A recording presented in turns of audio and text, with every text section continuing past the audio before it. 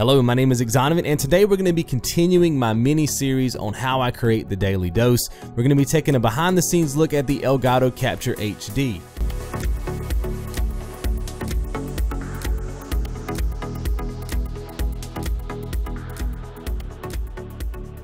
Alright guys, let's go ahead and open up the Elgato Game Capture HD. Now before we get into how this software works, let me go ahead and kind of give you a visual of what I'm working with here. And I really wish I would have had some live footage for you guys today so you could actually see my setup. And that's coming. I am looking down the pipeline here to get a digital camera, and then you guys will be able to see my game room and all that kind of stuff, and I can do some updates because I have been doing some updates in my new apartment. And things of that nature. But for right now, you just have to get like that visual image of kind of what I'm working with. So directly in front of me is a 50-inch TV, flat screen TV. To the right of me is what you're seeing up on screen right now, my other monitor. It's a 44-inch monitor. So what you're seeing in this video is what I'm looking at to my right. Does that make sense? So, and I'm probably sitting a good, I don't know, 7 or 8 feet away from the 50-inch, but the 44-inch is directly to the right of me. And it's kind of at an angle, so I'm basically able to look at my 50-inch and kind of peek out of my peripheral to my 44-inch on my right. And I like this setup because what it allows me to do is focus on the game, obviously, but when I'm doing like a road to completion guide or something like that where I have to read notes, it's great just to be able to kind of peek out of my peripheral and read my notes as I play. You see what I'm saying? So that's really why I like this setup, and that's why I have big monitors, because I want everything to be nice and large and crisp and clean. Because when you're doing a live playthrough, road to completion, obviously you're trying to make it as streamlined and seamless as possible. And the last thing you want is to, for every 5 seconds to be like, let me look at my notes, let me look at my notes, let me look at my notes. So when you watch me do road to completion guides, it'll seem like I've memorized the entire game from start to finish, and to a degree I have, but I always am able to look at my notes on the right hand side. So what you're seeing on screen right now is to the right of me, and then obviously I am controlling what you're seeing on screen. See how everything's moving right now? That's being displayed on my 50-inch. Now let's go ahead and talk about the delay with these game capture devices. So a lot of people, I guess if you've never used a game capture device, and I don't know if there's one out there that can do real time, but with these Elgato Game Capture HDs, there's roughly like I would say about a 1 to 2 second delay. So like right now, I'm going to switch from the Bloodborne icon to the icon on the left right now, but you're going to see it delay. You see that delay? So in real time, I'm not able to manipulate this video at all in real time. In other words, there's no way that I could play my game using only the visual that is displayed in the game capture window. You see what I'm saying? And I think a lot of people think that when they buy a game capture device, they're going to be able to play the game from the window that showed on the game capture device, and that's not the case, at least not with this one. Now let me go ahead and show you guys this too. There's a capture and edit function up here at the top. These are your main 2 tabs. Right now I'm in the capture function. Now obviously once I've captured all my footage, I can go to the edit function, and you can actually trim up footage and stuff like that, and we'll get to that in just a second. Actually, before we open up the capture tab, let's go right here and click on this. We're going to see a couple of things here. We're going to see capture. You can see right here I'm going to my F drive, personal play, Sony, Bloodborne, Let's Play. So this is basically how you want to set up where your files go. You see what I'm saying? So if you're going to be doing a Let's Play, something that's a very long series, and you want to have a special folder for it, this is where you would set that up at. You can also reset to like a default folder, which you can have, and then obviously you can change it by just selecting change. This is my Bloodborne Let's Play right here, episode 1 all the way through 14. So you can see how I kind of have that set up. Let's talk about enabling the flashback recording. This is probably one of the best things about this device. So let's say that you sit down and you're ready to do a Let's Play, and you film for an hour.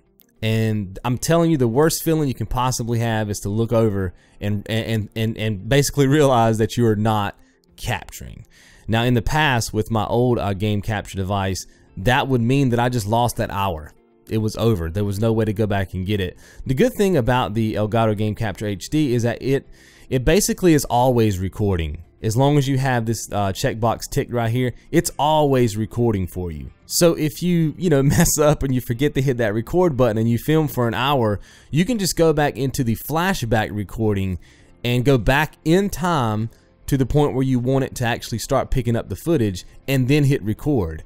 And it'll actually record for that hour that you missed, and then you can save that out to a file. So with this flashback recording process, you're pretty much, you know, unless you just run out of hard drive space for whatever reason, you're pretty much never going to lose any footage.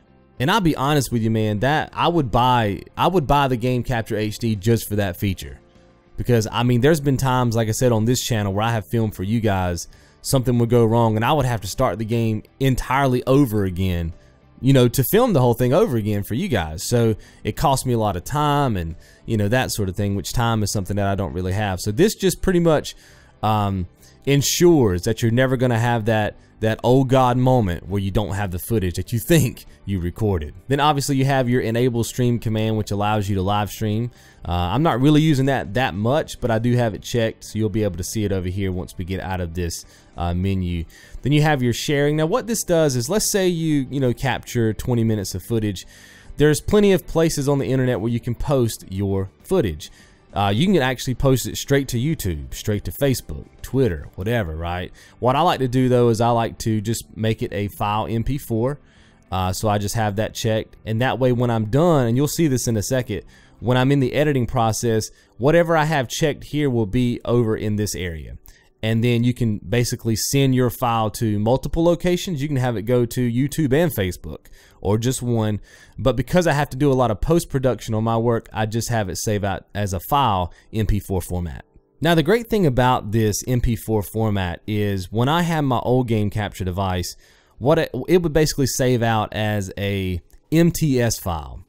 And what I'd have to do is I'd have to find a video conversion program, which I had one, AVS, and I would have to convert that MTS file into an MP4, and then I would have to edit it. So by allowing me to just render out to an MP4 immediately, I don't have to go through that extra step, which saves me time. You see what I'm saying? So if you have a capture device or you're looking into getting one and it does not have the ability to go straight to MP4, think about spending the extra money, because it will save you that time where you have to convert that file, because most editing suites don't really read .ts files that well. You see what I'm saying? So keep that in mind when you're looking to make that purchase, or if you're looking to upgrade, make sure that you're checking out the descriptions of where you're buying the items from, and make sure that you can render it out to MP4. All right, so let's talk about file exports. There is a box right here, and it says always convert new videos to MP4 file. If you have this checked, okay, what's going to happen is, as soon as you let's say you film for an hour and then you hit the stop record button, as soon as you hit the stop record button, it's going to automatically, you know, convert your file to MP4 automatically.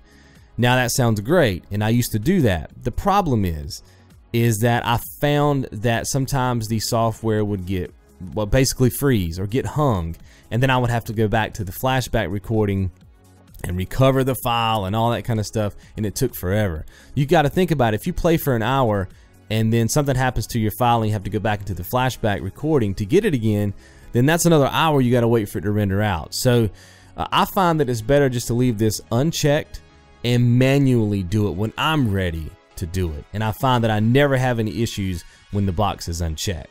Now these other boxes really don't apply to me that much, but I can explain to you what they are.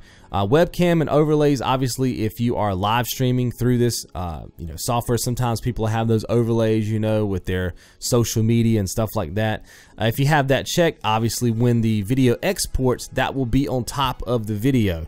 If it's unchecked, then it'll just be the video and you have to add your overlay in later. Does that make sense? The live commentary audio, you can leave that in or out. I really don't do that too much, because what I do is I will capture the video with the Elgato, and then I'll also have Audacity running in the background as well, capturing my microphone audio. There is a function on here that you can select, and we'll talk about this in a second, where you can actually do live commentary, and what will happen is every time you speak, the video game audio will decrease, allowing your voice to be much, you know, brighter, if you will, than the audio in the game. And then as soon as you're quiet, the game audio will come back up to the forefront. Then you have your live commentary audio function. Obviously that is unchecked for me as well. I don't do any live recordings inside of the game, if that makes sense. I just have it go out in Audacity. So I have two files, my commentary and then the actual video game and its audio. I just feel like I have more control over the final piece of work when I can control my levels and the game levels separately. But obviously, if you wanted to have your live commentary come through with the game, you can do that. There is a function that the Game Capture HD has that will allow you, basically every time you talk, the game's audio will drop into the background, allowing your voice to be much brighter than the game's audio. And then when you're quiet again, it will go in the opposite direction. The game's audio will be in the forefront, and obviously you'll be quiet. So there is a function for that. I'm just so used to doing it the old school way that that's what I prefer. But obviously if you have that checked, then when the game audio track comes out with the video, then your commentary will be embedded in that, in that final product, if you will. Now, if you wanted to take everything out into a separate file, you could do that as well. So even if you did live game capture audio or live commentary audio through the Game Capture HD, and you said, hey, maybe you were coughing a lot or you were sick or something like that, and you're like, you know what? I just want that to be separate. I don't want that connected to the game's audio. Then you can separate that as well by checking up some of these boxes. Let's go ahead and check out updates. All right, for updates, I like to have this checked just because I like for all my updates to happen automatically. And then the last tab here is the advanced tab. So what you have here is your video codec. This is what your computer is going to use to render out your files. It's either going to use your graphics card or it's going to use the software that's built into the Elgato Game Capture HD. For whatever reason, when I use the built-in software, sometimes it'll freeze, and I think it's because I usually have a ton of stuff open, the internet, and Audacity's open, and my After Effects is open, and I got Sony Vegas open and that sort of thing. I think that if I didn't have all that stuff open, this will be okay, because it really when you use the built-in software, it's really heavy on your processor, and so I tend to just use my graphics card. And when I do that, even if I have a ton of stuff open, it doesn't freeze. I went on the forums, and it's about a 50-50 split from what I'm reading on forums, that some people have it freeze, some people don't. So if you're having issues, with your software freezing, just go to the other one. If you've got it on your graphics card and it's freezing, then go to the built-in software, and vice versa. And then down here you have your stream command encoder. This is really up to you. You can stream at the highest quality, or you can stream for better performance. That's really entirely up to you. This is going to affect your frame rate. This is going to affect your overall look. You might want to put it in the middle, who knows, but it just depends on how your PC is built, and you'll have to run some tests to see how that works.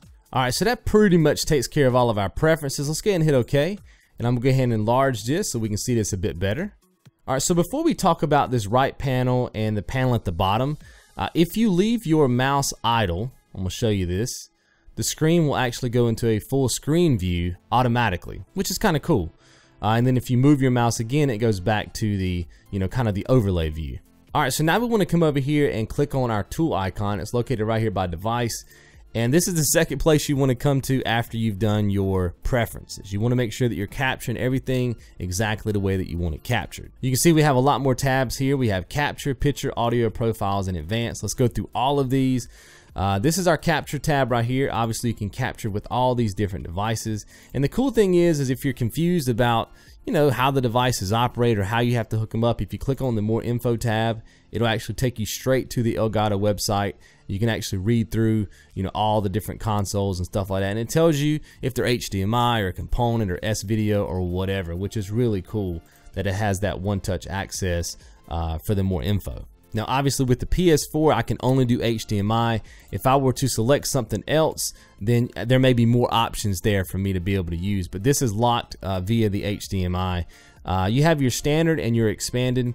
I've read a bunch of forums about this, and I don't know, it just seems like it's a 50-50 split.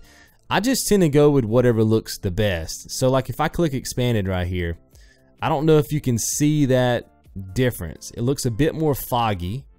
If I click standard, let me see if I can move this box so that may let you guys see it better. Just really look at it. Let me click standard. You see how more blue that is? And then I click expanded. It almost gets a little bit hazy.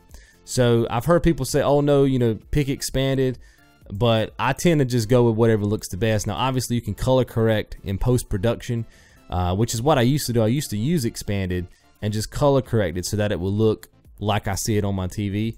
but I think standard just does a better job. I feel like expanded should be a better quality image, and maybe that's the case. If you guys know that to be true, let me know. But to me, when I click it, it looks worse.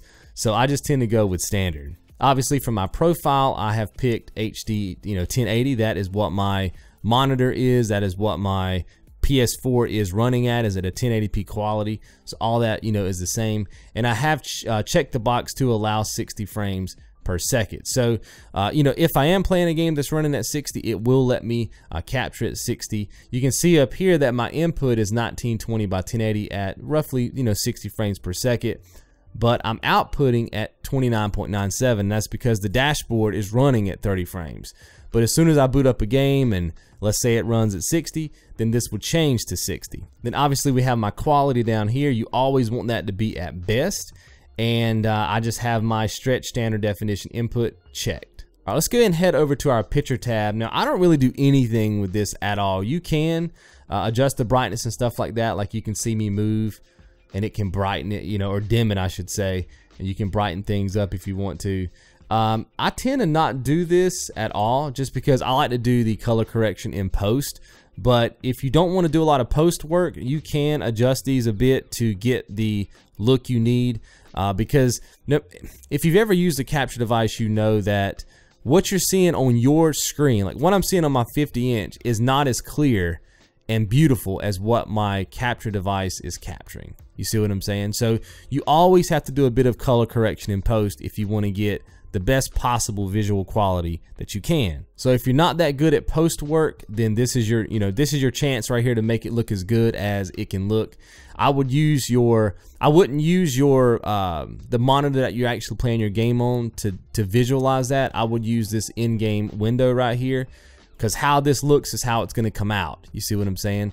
So it can be a little bit misleading if you're looking at actually what you're playing your game on. So just keep that in mind. So let's go ahead and check out the audio tab. I like to leave that right in the middle. Profiles, you can have different profiles if you want to. Maybe you got a couple people in your apartment that does YouTube and they're all working off the same capture device, and you have settings and they have settings. You can have profiles built for everybody so that when you're ready to use it, you can click on your profile and have all your settings up there. It's pretty cool. And then you have your advanced. Now let's talk about this for a second. If you guys remember, I did a personal play for Dark Souls 2, and periodically in that personal play I would have to make edits, and I would tell you, man, my screen just went blank. In fact, when I was fighting one of the boss fights, my screen went blank and I was literally playing with the 2-second delay live, and it was crazy. And I end up defeating the enemies. But what'll happen is if your TV is not compatible with the software, you have to find the level of compatibility that it is using this slider. Typically it's on 2 as default, and for most TVs that's going to work. But if your screen every 15 minutes or so is going black and it says no video signal, then you want to just adjust this up to 3, play for 15-20 minutes. If it goes black again, and keep working this slider until your TV goes for more than 30 minutes. Typically that's a good length, without losing signal. Once you do that, you're good to go. And I can't stress this one enough. You do not want to buy this capture device, come home, be in the middle of your first Let's Play, and all of a sudden your screen go black. You see what I'm saying? So make sure that you do a lot of tests before you start actually recording to make sure that your TV is not going to lose its signal. All right, so let's go ahead and cancel out of this. We're good to go here. Then of course you have your game audio, which can be turned down or up depending on how loud you want your recording to be. I normally just keep mine at 0, and then I just do all my, like if I want to turn some stuff down, I just do that in the final mix. I like to have it as loud as possible. If you've ever done any post-production work, it's very hard to make things louder, but it's easy to make things softer. So I typically just record at 0, and then I do all my volume adjusting in post. Now obviously down here we have our live streaming functions, and I gotta be honest with you guys, because I don't live stream, I don't know much about these, but I can give you my guesstimation as to how they work. I'm thinking that this is maybe your Twitch account or your YouTube account. That would go here, and this would be your status message. That's pretty obvious. Watch me playing a great game, or check out my Bloodborne run or something like that. The higher the bit rate, the better. I do know that. I'm not sure what is considered to be a good average for Twitch and stuff like that. I haven't really looked into it, but the higher the bitrate that your PC can put out when you're live streaming, the better. Then down here, if you're doing live commentary, you can select which microphone you're going to be using, and obviously the level. Now this is what we were talking about earlier with automatically reducing the game sound. So let's say that you want to do your commentary and you want your file to export with your commentary and the game's audio already mixed, then this is the button that you definitely want to have checked. That way when you talk and you do commentary, the game audio will drop down in the background automatically, okay? And if it's obviously when you get quiet, the game's audio will come back up to a normal level. When we get into Audacity, I'm going to show you guys a way to create this same effect in post without having to check this box. But if you want it to be already mixed, then that's what you can do. I tend to just like to spend more time in post mixing my stuff. So we'll talk about that when we get into Audacity. And then down here, you can obviously do your video title. I tend to just date mine. I tend to not give them like an actual title. So whatever day I'm filming on, I will put that date, and then this first number is just the session that I filmed. So this would have been my 5th session, and it was done on 4/4/15. If that makes any sense. The game was Bloodborne. You can also have like a description. So let's say that you do your recording, you hit stop, and your file is rendering out. You can put in there something like fought 3 bosses or something like that, or something that you'll know when you come back to it. Hey, that was that episode where that happened. Sometimes I'll use this when I'm doing trophy guides or something like that, because maybe I'll pick up something, or I'm doing collectibles or something like that, and I can put in there, hey, found this collectible near a rock wall, something like that. And that way I'll know when I come back to that where it is. Then you've got your tags. I really don't use tags that much, but you can use tags. It's just an easier way to find your work if you're filming like a ton of stuff. I tend to do 1 project at a time, maybe 2, so I don't really feel the need to use that, but it does have tags. And my thought is that if you directly upload to YouTube, that the tags may go with it. I haven't tested that, but I think that would be cool if it does work. Maybe you guys can let me know if you use that function. All right, so now we get down to this section. So once you've got your preferences and everything set up exactly the way you want to, now you're ready to record. I'm gonna go ahead and hit my capture button right here. It's gonna be that bright red color. And now I'm actually capturing my work. You see what I'm saying? The little timer started, so we're 6 seconds in. Let's talk about how long I like to record. Because I do a lot of post-production work, okay? I like to apply certain effects to my video game footage, my video game audio, and my commentary audio. And because I like to apply so many effects, it's easier to apply those effects to a longer file.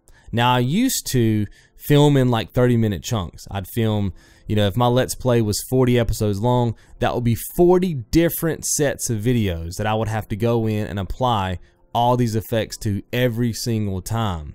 So what I do now is I film for 3 hours at a time.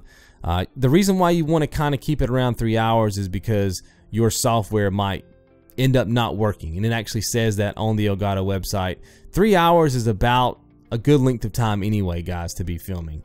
So not only do you want to get up and stretch and kind of loosen up a bit, but at the same rate, you don't want to film for 3 hours and then something happened to your software and then you got to go back and do the flashback thing. Even though it's there, it's a time saver just to go ahead and get it knocked out, film 3 hours, and not have to go back. Now you can see right here underneath the timer that I have, I think that's 1266. I can't really see it because it's so small from where I'm looking at, but I think that's 1266.8 gigabyte free on my F drive. So that just gives you kind of a visual idea of, hey, I might be running out of space, I might need to switch drives. So just always make sure that that number is fairly large before you start your recording. And then over here you have your stream. Obviously I'm not streaming right now, or this will be lit up. And then you have your commentary, which I don't do commentary via the game capture, but if I did, this will be lit up, and that will let you know, hey, I'm capturing and my commentary is going through. Does that make sense?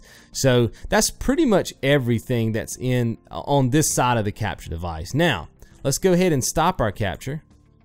So we filmed for about 3 minutes there, give or take, and we'll go to our edit tab.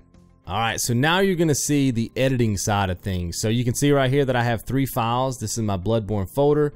You can look it up by the title of the game that you're playing, the level, when you created. These are all the different search criteria, just in case you have a lot of projects going on. But I just have Bloodborne going on right now. and you have your different files. Now what's going to happen when you select one of these files, you can see it actually shows up, not what you're seeing on from your PS4. Like right now I'm still seeing the main menu from my PS4, but this is the actual footage, so you can kind of watch it, you can see what's going on with it, make sure there was no errors, things of that nature, which is a really cool function. And you can see here it's just by date. Like I did a 3-hour session. Yeah, like I said, I like to film in 3-hour sessions. And then this one I got tired and only filmed for 1 hour and 46 minutes. And then this is obviously what we just filmed for that 3 minutes. This is the one that we just did. So that's kind of cool. And then right here, obviously at the bottom, if you had selected more of those things in your preferences, you might have Facebook, Twitter, email, whatever. I just selected file MP4.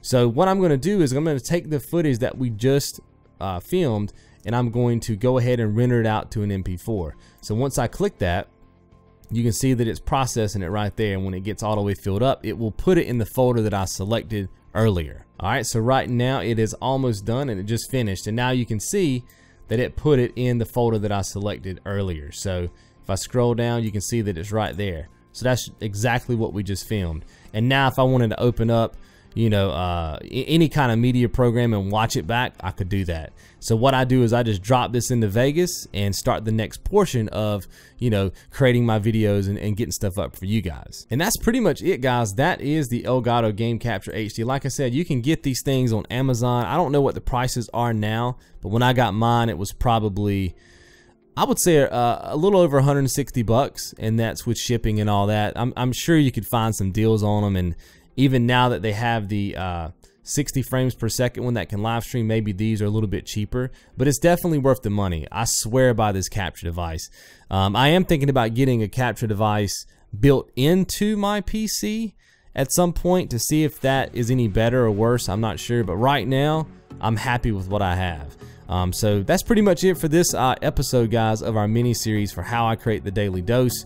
If you got any questions, let me know in the comments below, and I'll see you guys right back here tomorrow.